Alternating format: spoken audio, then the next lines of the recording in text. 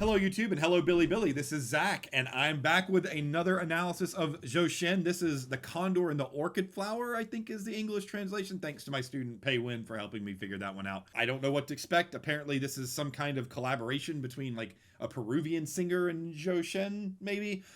This is another patron request. Thank you so much, Zhou Shen fan, for recommending this one to me again. If you want to do a recommendation of a singer that you want me to talk about or another Zhou Shen video, check out my Patreon. I am a voice teacher. I teach singing. I'm an analyst.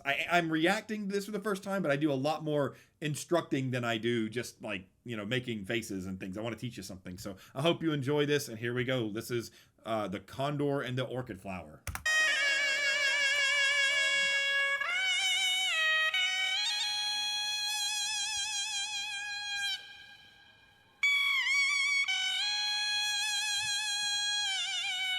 What is that instrument? Somebody, guys, tell me in the comments, what is that instrument?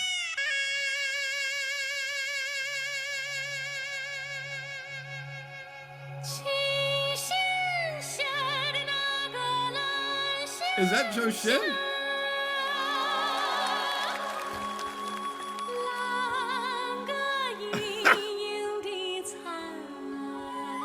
I mean, sorry to stop it so soon, but like, again, this is the same. I keep saying this in every Zhou Shen video, every single one.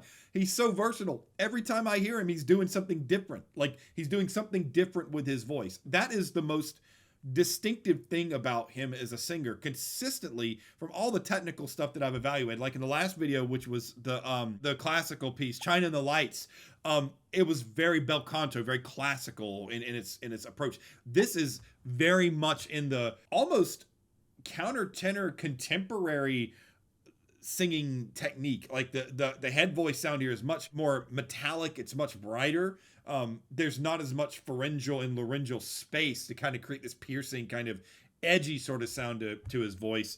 But this is just another dimension of his sound. I've heard every single thing I've heard him sing has been so different. Like, how is he such a versatile singer? Real quick, I hope you're enjoying this video, and if you are, please give it a like and subscribe. That will help me so much. Also, I do offer voice instruction. I'm a professional singing teacher, and I offer voice instruction through my Discord server, so I highly encourage you to join. That's where my entire community is. That's where all my students are. We do weekly vocal workshops. I do free vocal assessments for all incoming students, and it's just a really good place to be. I also do offer a Patreon if you want to kind of get a little bit more of a bird's eye view on the things I do, get early access to the videos and things like that. But yeah, please join my Discord server. I'd love to see you there. Hope you enjoy the video.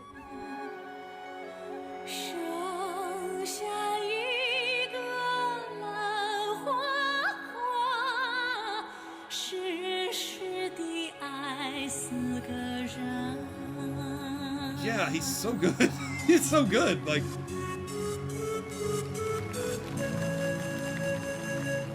he's so good. Like, his I'll explain more in a bit.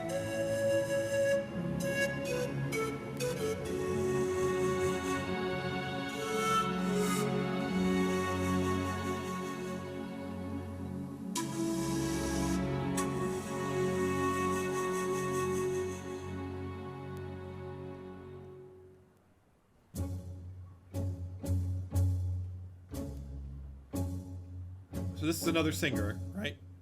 Misterio, magia y sueño y un amor. Okay. Condor eres tú, Nice. llevándome a volar. Okay, I'm not sure who this singer is. You guys can probably, I'm sure you can tell me. It's Diego something, it looks like, based on the description. So this is very much a classical tenor.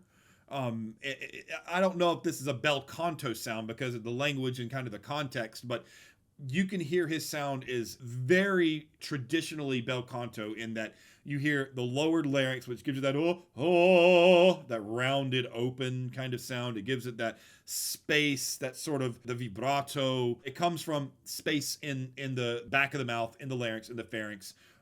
He's got very clean embouchures, lip shaping, like his mouth is narrow and it's not going out wide whenever he opens. So like you can see, just a bad example, but yeah, even when he's singing up in the voice, the lips are very narrow, clean, clear embouchures.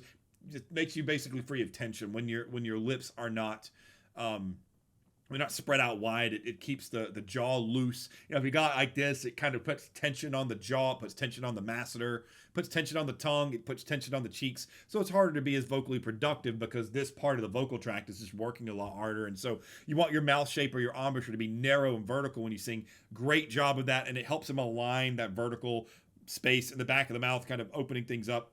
It keeps it from becoming constricted, and you get a very clear, resonant, ringy, classical bel canto sound from him.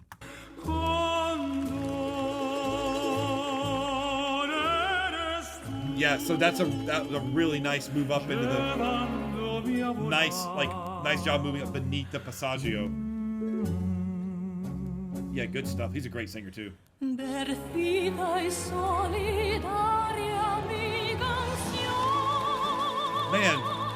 okay. I haven't talked about Zhou Shen yet.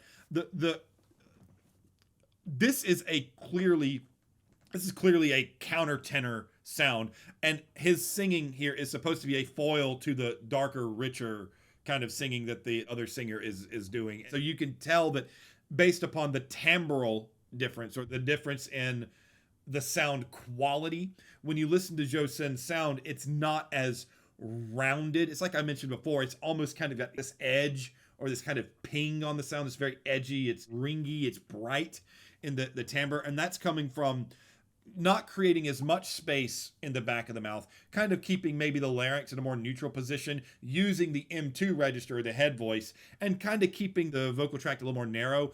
I'll demonstrate. I'm not going to sound like Zhou Shen, obviously, but I'll try to give you demonstrations. If I'm up doing this thing, oh, that kind of sound, what he's doing is more like,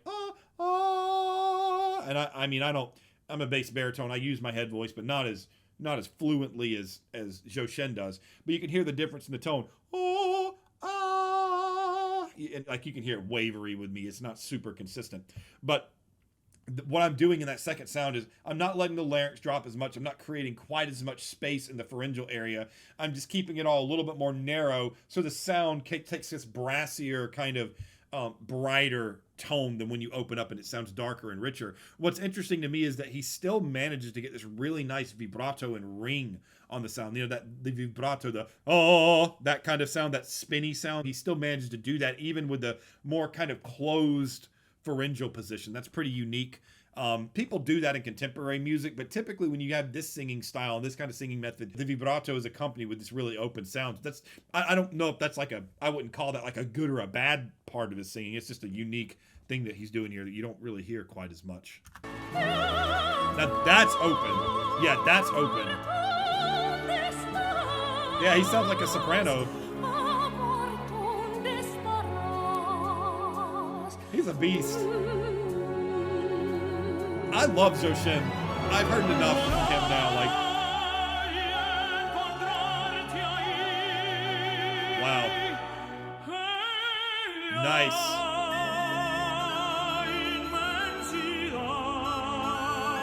Great breath support. Nice low larynx. Okay, I know you guys like me doing the frame by frame thing. Well, look at this. You can get a really, really good view of his lowered larynx. It's kind of creating this rich resonance. Watch his larynx right here, the Adam's apple space. So you see it lower? See it lowering? And when he holds this note out, it stays low, right? You see it stay low here. So that low position of the larynx is what's letting him get this resonance. So listen to, watch the larynx move down. I know I'm the larynx bro, right? I'm true to my name. Watch the larynx move down as you hear him sing, and you can hear the rich, resonant vibrato quality of the sound maintain itself and be consistent when that larynx lowers. Watch. Oh, I went too soon. Watch.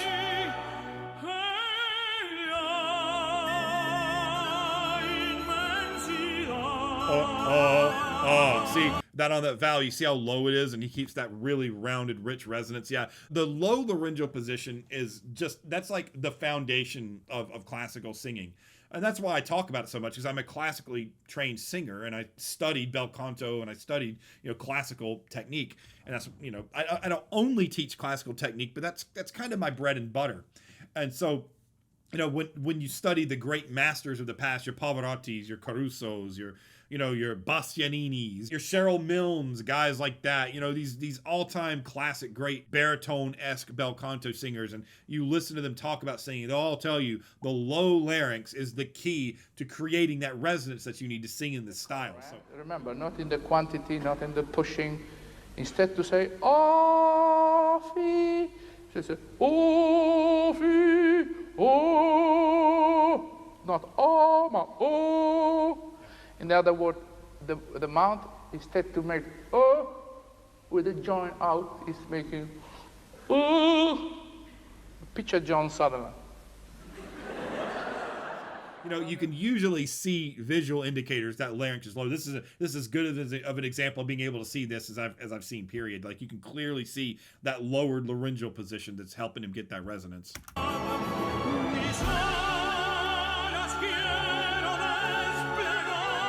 Excellent legato.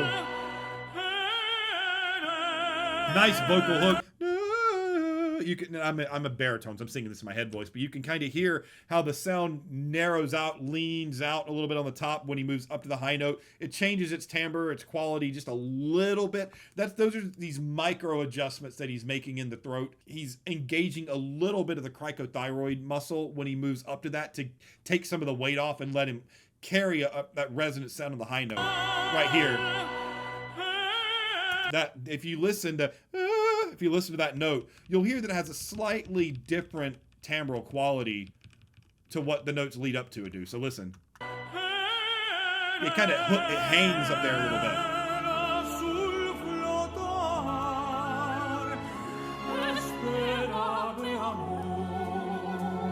Excellent.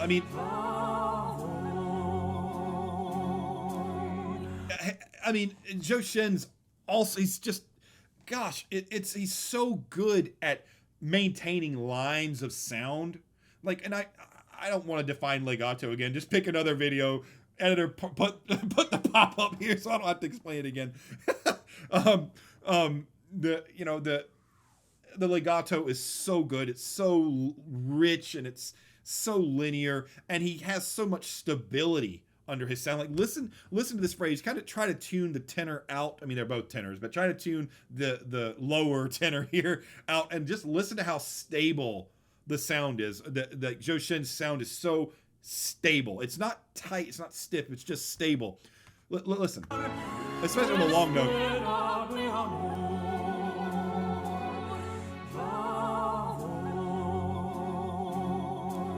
It sounds like he could hold that line for an eternity. It's just so stable. The breath, and that comes from having a very good understanding and control of the amount of subglottal air pressure. Subglottal pressure being the air that's coming from the lungs after it's gone into the body, and the diaphragm is moving back up and pushing the air back out, and the intensity of the pressure coming out into the larynx and through the trachea, the windpipe, into the larynx, making the sound.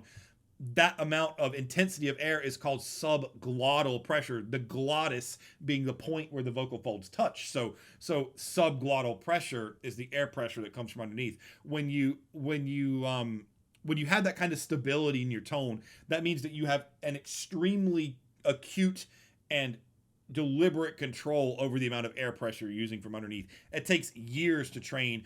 People talk about diaphragm, using your diaphragm. That's only half of the equation. Belly breathing into your stomach. That's only half the equation. There's so much more that goes beyond just that breath. The next step is learning to regiment and control the airflow as it comes out, and measuring it and making sure that you don't use too much air so that you can sustain your phrases and so that your tone stays consistent. And Zhou Shen's as good at it as anybody that I've ever heard.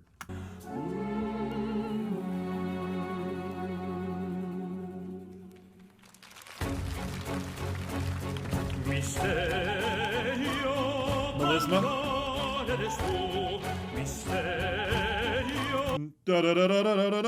That's a little high for me. That is a melisma. So melisma is whenever, like in the contemporary sense, they'll call it riffing and running. What I've done is I'm singing multiple notes on one syllable, on one vowel. And so what it does is it gives you that fluid sound. You know, it makes it sound like the voice is agile and moving a lot. So really nice melisma. Again, takes good control, good breath management. You have to be very accurate with your pitches. If you're not accurate on the melismas, it'll sound sloppy. Like if I did that melisma and I was too stiff, it would sound like, oh, it would sound like that, right? But if it's not clean, you'll sound like you're drunk, right? Oh, so there's a balance of making the melisma work while keeping it clean without sounding rigid. He does just a really good job of making it sound fluid.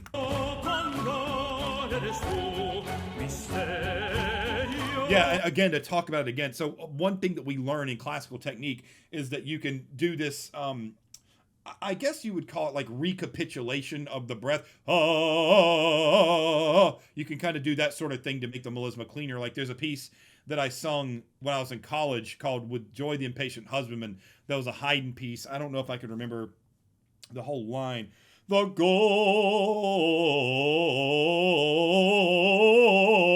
something like that. I think that's how it went. The goal,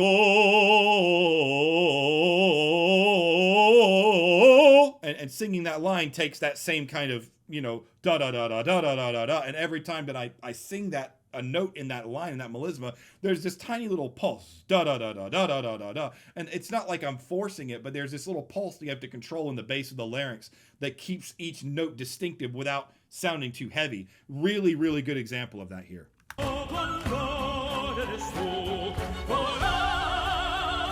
Oh, cool! Like little trill.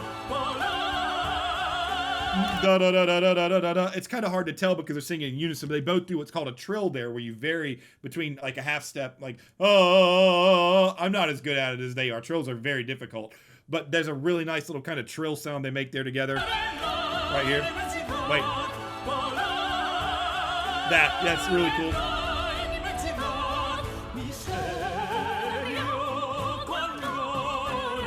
I love Zhou Shen's, I love the space he creates in this high range. It sounds like a soprano. He doesn't sound like a tenor trying to be a soprano. He sounds like a soprano. It's just so good.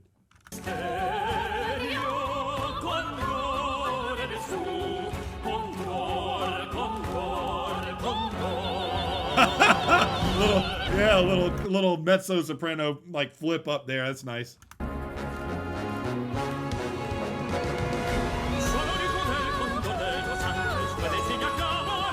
Okay, so here you've got, this is interesting. Man, I'm sorry to stop it so much, you guys. I know some of y'all don't like that, but I'm trying to teach, and if I don't stop, I'm going to lose my thoughts, right? So what's interesting here is now Zhou Shen has gone away from the classical technique. Like you hear this straight tone that doesn't have vibrato on it. It's got this almost linear sound, and it's a little brighter, back to that metallic kind of brighter sound thing that he's doing. So there's clearly some intent here behind him creating a parallel between the non-vibrato sound and this rich, like dark, open vibrato thing. He's trying to create a foil or a contrast between the two. Maybe there's something about the lyrics that I don't know. Maybe you guys can explain this to me, and that might help give me some context on it. But again, it's just the versatility. The fact that he can just switch gears in the same range, in the same register, but go from having this clearly non-vibrato straight tone singing in this range, along with switching it into this like bel canto, dramatic high mezzo soprano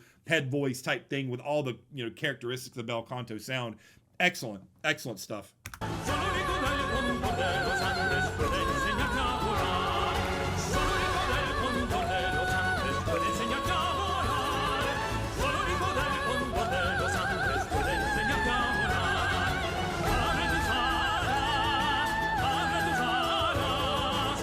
This is so cool.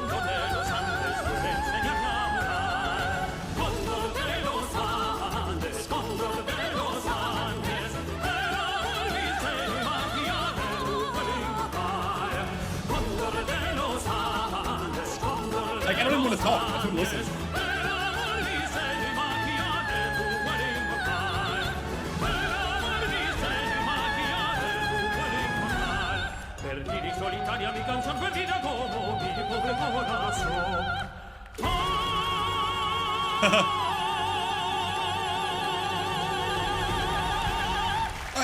mean, okay, all right, you guys have got to forgive me here. Like that whole section was so cool that I really didn't even want to analyze it. Like I just wanted to watch it. And so for me, that is something that is very unique. Like if you go through all of my videos on my channel, you'll see that I talk my way through all of them and explain this stuff. But that section was so engaging and so cool to me that I just sat back and watched. And sometimes music isn't about analyzing it. Sometimes it's just about enjoying the moment. I know that I found something special in music when it takes me out of my analytical mind. And I just forgot about the fact that I was even watching a video to analyze. And so, like, technically, I could talk about a lot of stuff, but, you know, the end of that was so well sung by both of them. The technique was so good by both of them. The counterpoint, which is like the rhythmic distinctions that kind of create the counter melodies with the rhythm, it was so clean. Both of their techniques were so good, and I don't mean to just give shallow commentary. I don't normally do that, but it was so good that I wasn't picking it apart. And there are a few videos on my channel that have done that to me, where I just stop thinking about technique and I just enjoy it. And that is, you know, you just don't see that much. And so for me, you don't see me singing this just so good that I just shut up. You know, I never shut up. So actually, it's funny because I think there was a comment in one of my last videos on Billy where someone said, when are you going to see the video of Zhou Shen that makes you not have any words? And it's funny because I think I just found it. Like the last like 45 seconds of that was so cool, so engaging, so fun that I just wasn't even thinking analytically. It was just great. I can't even pick a favorite of Zhou Shen so far. Every time I see something of his, I like it more and more and more and more. I'm glad that Never Enough was my first one because that's my least favorite of them all. And they've only gotten better as it goes on. And I think this is comparable to Chime in the Lights for me in terms of what I enjoy from him. Amazing musician. Amazing musician. The dude is just, I could see why so many people love him so much. He's just so great. Yeah, I love it. I could listen to this stuff all day. So keep the suggestions coming and I will keep talking about it. I think I'm going to tackle, I don't know how to say it. I can't remember. Is it Dalabengba? Let me look it up. Dalabengba. I think that's what it's called. I'm going to tackle that one next because that's been so frequently requested. And I'm excited. Like, I can't wait. I kind of just want to hit stop and record the next one now, but you know, I will. I'll get to it. I'm so excited. So thank you, Zhou Shen fans, for you know, helping me find music. Thank you to the patrons who have made suggestions. You have a fan in me. I consider me one of the Zhou Shen crew, whatever you guys call yourselves. I'm one of you now because I love this stuff. It's really great. Thank you all so much for watching. Yeah, sorry the tail end of it wasn't as educational. I just had to listen to that. That was just great. I just had to listen to it. So thank you all for watching, and I will see you all in the next Zhou Shen video. It's been a pleasure, and I will see you all again soon. Bye.